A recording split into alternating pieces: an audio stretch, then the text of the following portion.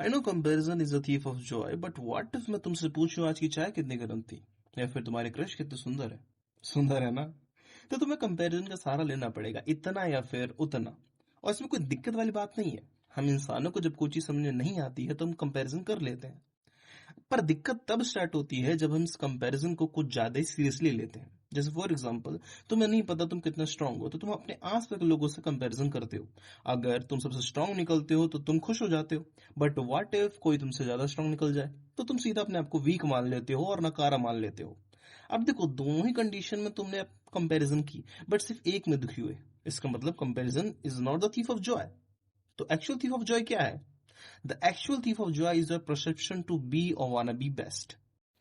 इसे एग्जाम्पल समझते हैं। लेट्स से तुमने एक लॉटरी की टिकट खरीदी और तुमने खरीदी, मान लें कि तुम जीतने वाले हो। पर जब लॉटरी की टिकट खुलती है और तुम हार जाते हो, तो तुम्हें बड़ा दुख होता है। अब यह दुख हारने की वजह से नहीं था, क्योंकि लॉटरी तो होती ही है, बहुत कम चांसेस होते हैं। तुम्हें दुख इस वजह से हो रहा है कि तुम्हारे एक्सपेक्टेशन टूट गई, और जो तुमने कुछ समय के लिए सपना देखा था करोड़पति बनने का, वो सब चूर चूर हो गया। सेम जब तुम कंपैरिजन करते हो, तुम एक्सपेक्टेशन हाई रखते हो अपने आप से, या अपने आप को बेस्ट आउटकम मान के चलते हो। और हर बार तुम बेस्ट नहीं बन सकते।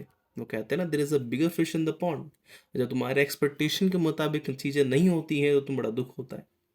तो comparison actually thief of Joy है ही नहीं। तुम्हारा थीफ ऑफ जॉय है तुम्हारी एक्सपेक्टेशन, तुम्हारी अपेक्षाएं, या फिर कहते हैं आशाएं तुम्हें खुद को लेकर। तो कंपैरिजन करो, कोई दिक्कत नहीं है, पर अपने आप से एक्सपेक्टेशन थोड़ा कम रखो। और अपने आप को हैरेस करना बंद करो कंपैरिजन करके। ठीक है, कंपैरिजन करो ये जानने के लिए तुम्हें कितना इम्प्रूव करना है या नहीं। और अगर तुम इम्प्रूव कर सकते हो तो इम्प्रूव करो, और अगर इम्प्रूव नहीं कर सकते, तुम्हारे बस में नहीं है, तो अपने आप को एक्सेप्ट करो। क्योंकि हर चीज़ हर इंसान के बस की बात नहीं होती है। और देखो, ऐसा करके कुछ होगा तो नहीं, बट तुम्हारी लाइफ थोड़ी आसान हो जाएगी। और मैं यही समझाने के लिए वीडियो बना रहा था। आई होप तुम्हें समझ में आया होगा।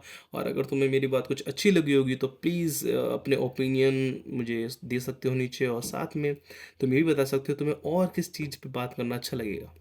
And I am ready to talk, and I am here to talk always. Thank you.